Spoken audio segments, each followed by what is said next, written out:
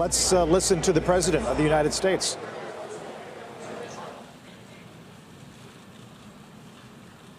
Mr. Secretary General, Mr. President, world leaders, and distinguished delegates, welcome to New York.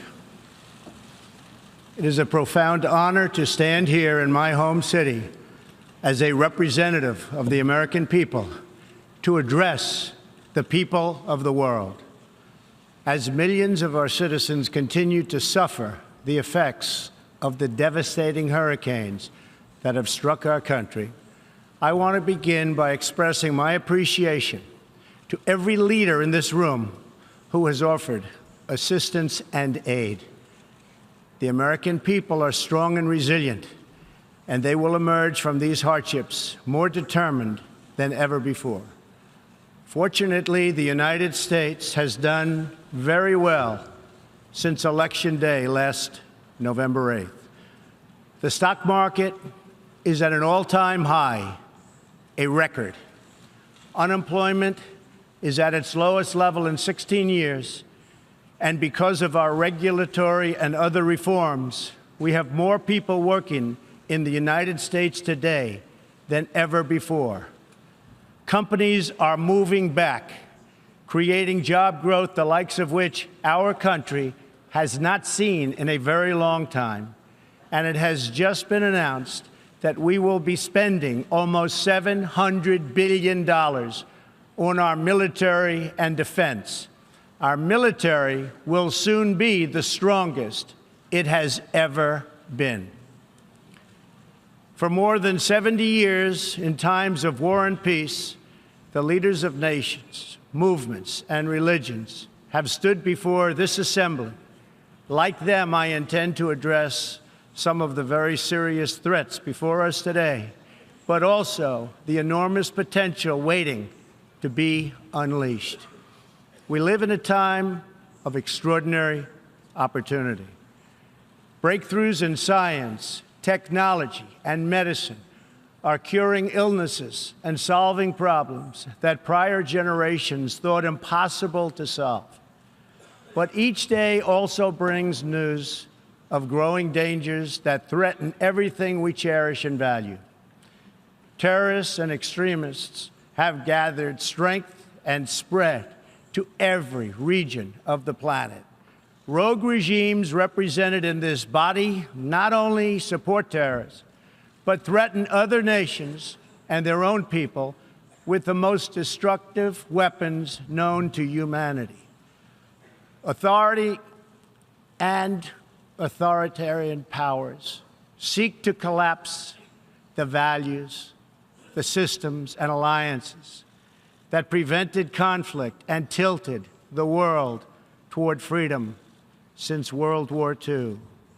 International criminal networks traffic drugs, weapons, people, force dislocation and mass migration, threaten our borders, and new forms of aggression exploit technology to menace our citizens.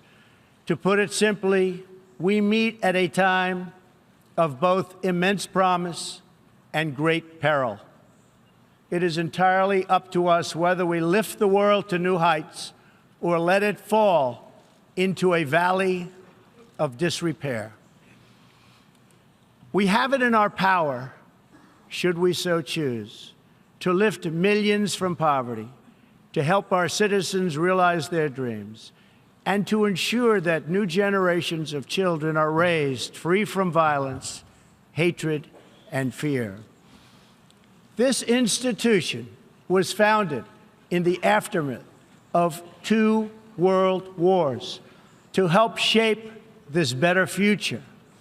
It was based on the vision that diverse nations could cooperate to protect their sovereignty, preserve their security, and promote their prosperity.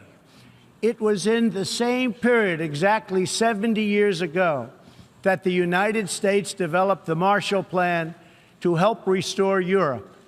Those 3 beautiful pillars, they're pillars of peace, sovereignty, security, and prosperity.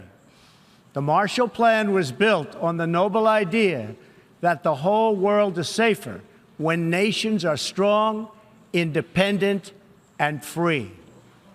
As President Truman said in his message to Congress at that time, our support of European recovery is in full accord with our support of the United Nations.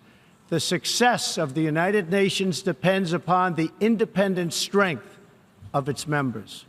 To overcome the perils of the present and to achieve the promise of the future, we must begin with the wisdom of the past. Our success depends on a coalition of strong and independent nations that embrace their sovereignty to promote security, prosperity, and peace for themselves and for the world. We do not expect diverse countries to share the same cultures, traditions, or even systems of government, but we do expect all nations to uphold these two core sovereign duties: to respect the interests of their own people and the rights of every other sovereign nation. This is the beautiful vision of this institution, and this is the foundation for cooperation and success. Strong sovereign nations let diverse countries with different values, different cultures, and different dreams not just coexist, but work side by side on the basis of mutual respect. Strong sovereign nations let their people take ownership of the future and control their own destiny. And strong sovereign nations allow individuals to flourish in the fullness of the life intended by God. In America, we do not seek to impose our way of life on anyone, but rather to let it shine as an example for everyone to watch. This week gives our country a special reason to take pride in that example. We are celebrating the 230th anniversary of our beloved Constitution, the oldest Constitution still in use in the world today. This timeless document has been the foundation of peace, prosperity, and freedom for the Americans, and for countless millions around the globe whose own countries have found inspiration in its respect for human nature, human dignity, and the rule of law. The greatest in the United States Constitution is its first three beautiful words. They are, "We the people." Generations of Americans have sacrificed to maintain the promise of those words, the promise of our country and of our great history. In America, the people govern, the people rule, and the people are sovereign. I was elected not to take power, but to give power to the American people where it belongs. In foreign affairs, we are renewing this founding principle of sovereignty.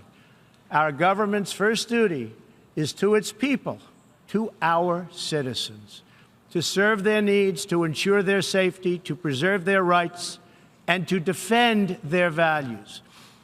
As President of the United States, I will always put America first, just like you, as the leaders of your countries, will always and should always put your countries first.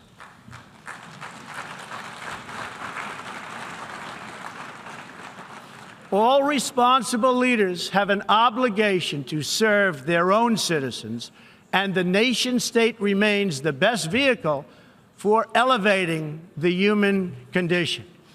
But making a better life for our people also requires us to work together in close harmony and unity to create a more safe and peaceful future for all people. The United States will forever be a great friend to the world, and especially to its allies.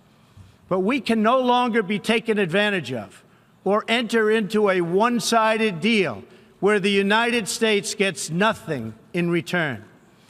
As long as I hold this office, I will defend America's interests above all else. But in fulfilling our obligations to our own nations, we also realize that it's in everyone's interest to seek a future where all nations can be sovereign, prosperous, and secure. America does more than speak for the values expressed in the United Nations Charter. Our citizens have paid the ultimate price to defend our freedom and the freedom of many nations represented in this great hall. America's devotion is measured on the battlefields where our young men and women have fought and sacrificed alongside of our allies. From the beaches of Europe to the deserts of the Middle East to the jungles of Asia. It is an eternal credit to the American character that even after we and our allies emerged victorious from the bloodiest war in history, we did not seek territorial expansion or attempt to oppose and impose our way of life on others. Instead, we helped build institutions such as this one to defend the sovereignty, security, and prosperity for all. For the diverse nations of the world, this is our hope. We want harmony and friendship, not conflict and strife. We are guided by outcomes, not ideology. We have a policy of principled realism rooted in shared goals, interests, and values. That realism forces us to confront a question facing every leader and nation in this room. It is a question we cannot escape or avoid. We will slide down the path of complacency, numb to the challenges, threats, and even wars that we face. Or do we have enough strength and pride to confront those dangers today so that our citizens can enjoy peace and prosperity tomorrow? If we desire to lift up our citizens, if we aspire to the approval of history, then we must fulfill our sovereign duties to the people we faithfully represent. We must protect our nations, their interests, and their futures. We must reject threats to sovereignty from the Ukraine to the South China Sea. We must uphold respect for law, respect for borders, and respect for culture, and the peaceful engagement these allow.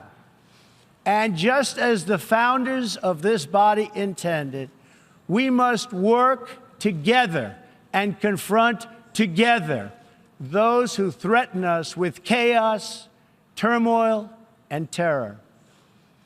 The scourge of our planet today is a small group of rogue regimes that violate every principle on which the United Nations is based. They respect neither their own citizens nor the sovereign rights of their countries. If the righteous many do not confront the wicked few, then evil will triumph. When decent people and nations become bystanders to history, the forces of destruction only gather power and strength. No one has shown more contempt for other nations and for the well-being of their own people than the depraved regime in North Korea. It is responsible for the starvation deaths of millions of North Koreans and for the imprisonment, torture, killing, and oppression of countless more. We were all witness to the regime's deadly abuse when an innocent American college student, Otto Warmbier, was returned to America only to die a few days later. We saw it in the assassination of the dictator's brother using banned nerve agents in an international airport. We know it kidnapped a sweet 13-year-old Japanese girl from a beach in her own country to enslave her as a language tutor for North Korea's spies. If this is not twisted enough, now North Korea's reckless pursuit of nuclear weapons and ballistic missiles threatens the entire world with unthinkable loss of human life. It is an outrage that some nations would not only trade with such a regime, but would arm, supply, and financially support a country that imperils the world with nuclear conflict. No nation on earth has an interest in seeing this band of criminals arm itself with nuclear weapons and missiles. The United States has great strength and patience, but if it is forced to defend itself or its allies, we will have no choice but to totally destroy North Korea. Rocket Man is on a suicide mission for himself and for his regime. The United States is ready, willing, and able, but hopefully this will not be necessary. That's what the United Nations is all about. That's what the United Nations is for. Let's see how they do. It is time for North Korea to realize that the denuclearization is its only acceptable future. The United Nations Security Council recently held 2 unanimous 15-0 votes adopting hard-hitting resolutions against North Korea, and I want to thank China and Russia for joining the vote to impose sanctions along with all of the other members of the Security Council. Thank you to all involved. But we must do much more. It is time for all nations to work together to isolate the Kim regime until it ceases its hostile behavior. We face this decision not only in North Korea. It is far past time for the nations of the world to confront another reckless regime, one that speaks openly of mass murder, vowing death to America, destruction to Israel, and ruin for many leaders and nations in this room.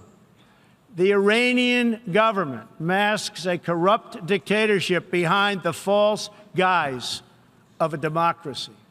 It has turned a wealthy country with a rich history and culture into an economically depleted rogue state whose chief exports are violence, bloodshed, and chaos. The longest-suffering victims of Iran's leaders are, in fact, its own people. Rather than use its resources to improve Iranian lives, its oil profits go to fund Hezbollah and other terrorists that kill innocent Muslims and attack their peaceful Arab and Israeli neighbors. This wealth, which rightly belongs to Iran's people, also goes to shore up Bashar al-Assad's dictatorship, fuel Yemen's civil war, and undermine peace throughout the entire Middle East. We cannot let a murderous regime continue these destabilizing activities while building dangerous missiles, and we cannot abide by an agreement if it provides cover for the eventual construction of a nuclear program.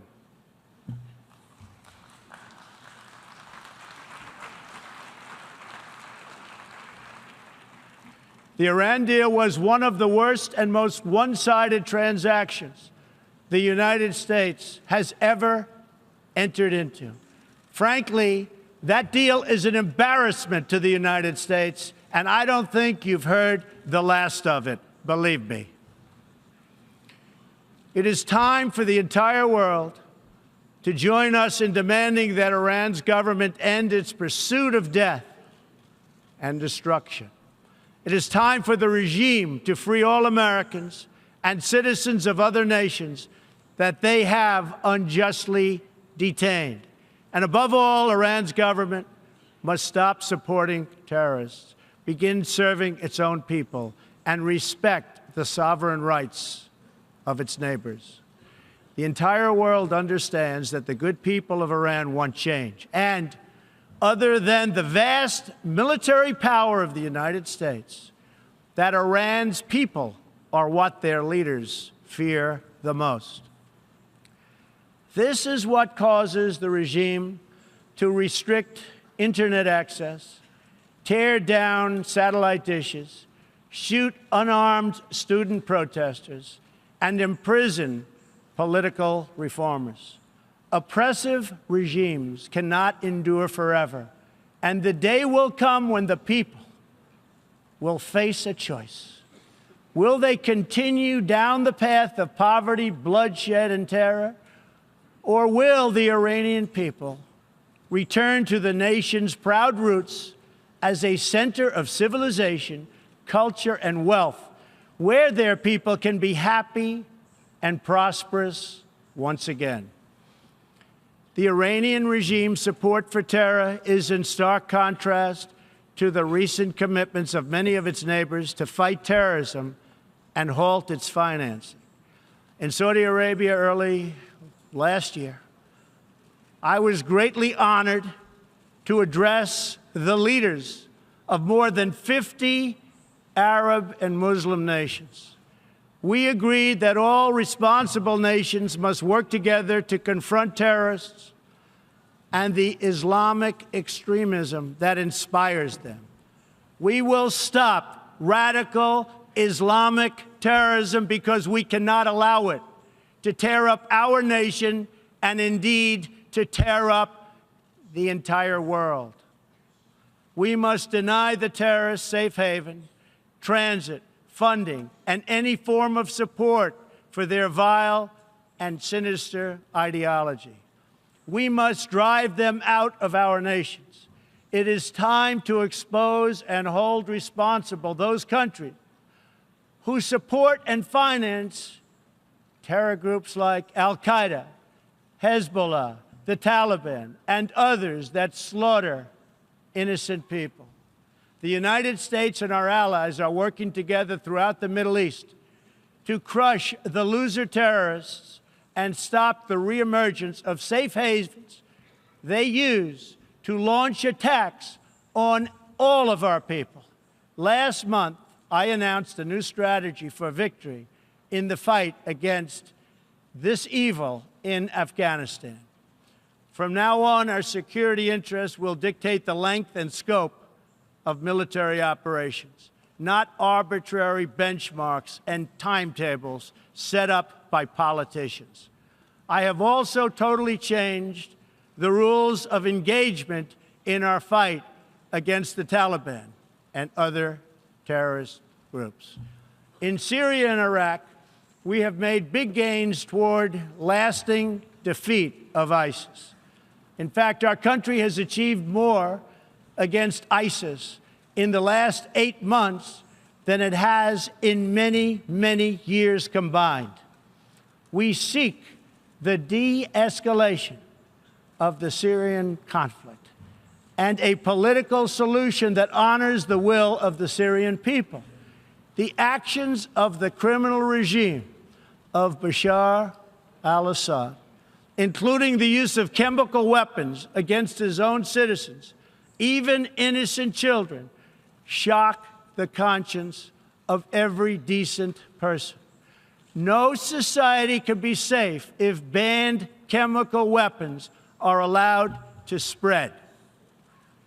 That is why the United States carried out a missile strike on the airbase that launched the attack. We appreciate the efforts of the United Nations agencies that are providing vital humanitarian assistance in areas liberated from ISIS, and we especially thank Jordan, Turkey, and Lebanon for their role in hosting refugees from the Syrian conflict. The United States is a compassionate nation and has spent billions and billions of dollars in helping to support this effort. we seek an approach to refugee resettlement that is designed to help these horribly treated people and which enables their eventual return to their home countries to be part of the rebuilding process. For the cost of resettling one refugee in the United States, we can assist more than 10 in their home region. Out of the goodness of our hearts, we offer financial assistance to hosting countries in the region, and we support recent agreements of the G20 nations that will seek to host refugees as close to their home countries as possible.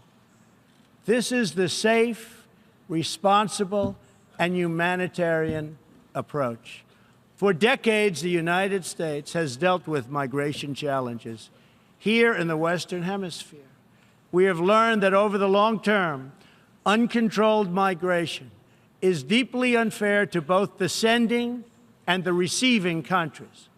For the sending countries, it reduces domestic pressure to pursue needed political and economic reform and drains them of the human capital necessary to motivate and implement those reforms. For the receiving countries, the substantial costs of uncontrolled migration are borne overwhelmingly by low-income citizens whose concerns are often ignored by both media and government. I want to salute the work of the United Nations in seeking to address the problems that cause people to flee from their homes. The United Nations and African Union led peacekeeping missions to have invaluable contributions in stabilizing conflicts in Africa. The United States continues to lead the world in humanitarian assistance, including famine prevention and relief in South Sudan, Somalia, and northern Nigeria and Yemen. We have invested in better health and opportunity all over the world through programs like PEPFAR, which funds AIDS relief, the President's Malaria Initiative, the Global Health Security Agenda, the Global Fund to End Modern Slavery, and the Woman Entrepreneurs Finance Initiative, part of our commitment to empowering women all across the globe. We also thank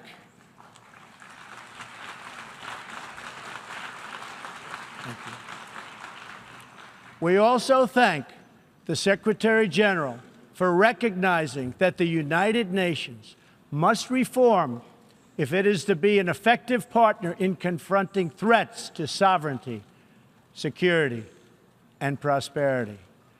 Too often, the focus of this organization has not been on results, but on bureaucracy and process. In some cases, states that seek to subvert this institution's noble aims have hijacked the very systems that are supposed to advance them.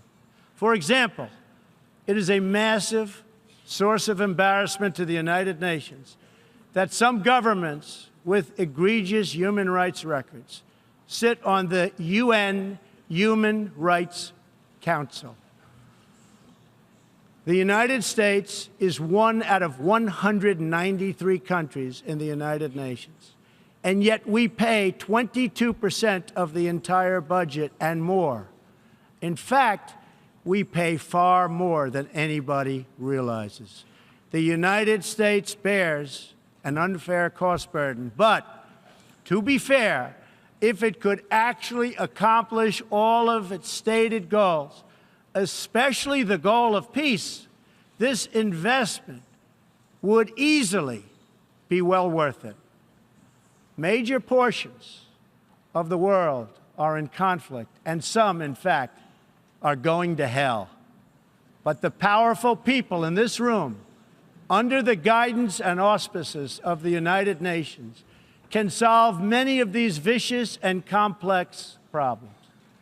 The American people hope that one day soon the United Nations can be a much more accountable and effective advocate for human dignity and freedom around the world. In the meantime, we believe that no nation should have to bear a disproportionate share of the burden, militarily or financially. Nations of the world must take a greater role in promoting secure and prosperous societies in their own regions. That is why in the Western Hemisphere, the United States has stood against the corrupt, destabilizing regime in Cuba and embraced the enduring dream of the Cuban people to live in freedom. My administration recently announced that we will not lift sanctions on the Cuban government until it makes fundamental reforms. We have also imposed tough, calibrated sanctions on the socialist Maduro regime in Venezuela, which has brought a once thriving nation to the brink of total collapse. The socialist dictatorship of Nicolas Maduro has inflicted terrible pain and suffering on the good people of that country. This corrupt regime destroyed a prosperous nation by imposing a failed ideology that has produced poverty and misery everywhere it has been tried. To make matters worse, Maduro has defied his own people, stealing power from their elected representatives to preserve his disastrous rule. The Venezuelan people are starving, and their country is collapsing. Their democratic institutions are being destroyed. This situation is completely unacceptable, and we cannot stand by and watch. As a responsible neighbor and friend, we and all others have a goal. That goal is to help them regain their freedom, recover their country, and restore their democracy. I would like to thank leaders in this room for condemning the regime and providing vital support to the Venezuelan people. The United States has taken important steps to hold the regime accountable. We are prepared to take further action if the government of Venezuela persists on its path to impose authoritarian rule on the Venezuelan people. We are fortunate to have incredibly strong and healthy trade relationships with many of the Latin American countries gathered here today. Our economic bond forms a critical foundation for advancing peace and prosperity for all of our people and all of our neighbors. I ask every country represented here today to be prepared to do more to address this very real crisis. We call for the full restoration of democracy and political freedoms in Venezuela.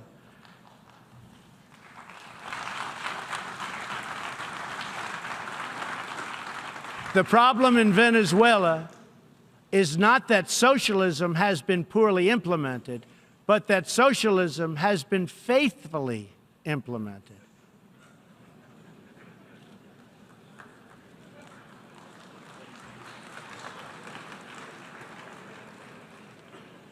From the Soviet Union to Cuba to Venezuela, wherever true socialism or communism has been adopted, it has delivered anguish and devastation and failure. Those who preach the tenets of these discredited ideologies only contribute to the continued suffering of the people who live under these cruel systems. America stands with every person living under a brutal regime. Our respect for sovereignty is also a call for action. All people deserve a government that cares for their safety, their interests, and their well-being, including their prosperity. In America, we seek stronger ties of business and trade with all nations of goodwill. But this trade must be fair and it must be reciprocal. For too long, the American people were told that mammoth multinational trade deals, unaccountable international tribunals, and powerful global bureaucracies were the best way to promote their success. But as those promises flowed, millions of jobs vanished and thousands of factories disappeared. Others gamed the system and broke the rules. And our great middle class, once the bedrock of American prosperity, was forgotten and left behind.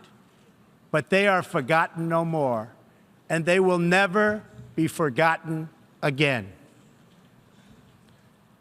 While America will pursue cooperation and commerce with other nations, we are renewing our commitment to the first duty of every government, the duty of our citizens. This bond is the source of America's strength and that of every responsible nation represented here today. If this organization is to have any hope of successfully confronting the challenges before us, it will depend, as President Truman said some 70 years ago, on the independent strength of its members. If we are to embrace the opportunities of the future and overcome the present dangers together, there can be no substitute for strong, sovereign, and independent nations. Nations that are rooted in their histories and invested in their destinies. Nations that seek allies to befriend, not enemies to conquer. And most important of all, nations that are home to patriots, to men and women who are willing to sacrifice for their countries, their fellow citizens, and for all that is best in the human spirit. In remembering the great victory that led to this body's founding, we must never forget that those heroes who fought against evil also fought for the nations that they loved. Patriotism led the Poles to die to save Poland, the French to fight for a free France, and the Brits to stand strong for Britain. Today, if we do not invest ourselves, our hearts, and our minds in our nations, if we will not build strong families, safe communities, and healthy societies for ourselves, no one can do it for us. We cannot wait for someone else, for faraway countries or far-off bureaucracies. We can't do it. We must solve our problems to build our prosperity, to secure our future, or we will build vulnerable to decay, domination, and defeat. The true question for the United Nations today, for people all over the world who hope for better lives for themselves and their children, is a basic one. Are we still patriots? Do we love our nations enough to protect their sovereignty and to take ownership of their futures? Do we revere them enough to defend their interests, preserve their cultures, and ensure a peaceful world for their citizens? One of the greatest American patriots, John Adams, wrote that the American Revolution was effected before the war commenced. The revolution was in the minds and hearts of the people. That was the moment when America awoke, when we looked around and understood that we were a nation. We realized who we were, what we valued, and what we would give our lives to defend. From its very first moments, the American story is the story of what is possible when people take ownership of their future. The United States of America has been among the greatest forces for good in the history of the world and the greatest defenders of sovereignty, security, and prosperity for all. Now we are calling for a great reawakening of nations, for the revival of their spirits, their pride, their people, and their patriotism. History is asking us whether we are up to the task. Our answer will be a renewal of will, a rediscovery of resolve, and a rebirth of devotion we need to defeat the enemies of humanity and unlock the potential of life itself. Our hope is a word and world of proud, independent nations that embrace their duties, seek friendship, respect others, and make common cause in the greatest shared interest of all, a future of dignity and peace for the people of this wonderful earth. This is the true vision of the United Nations, the ancient wish of every people, and the deepest yearning that lives inside every sacred soul. So let this be our mission, and let this be our message to the world.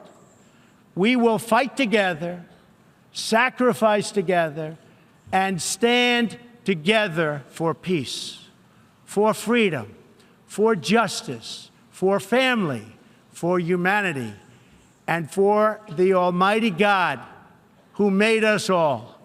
Thank you. God bless you. God bless the nations of the world, and God bless the United States of America. Thank you very much.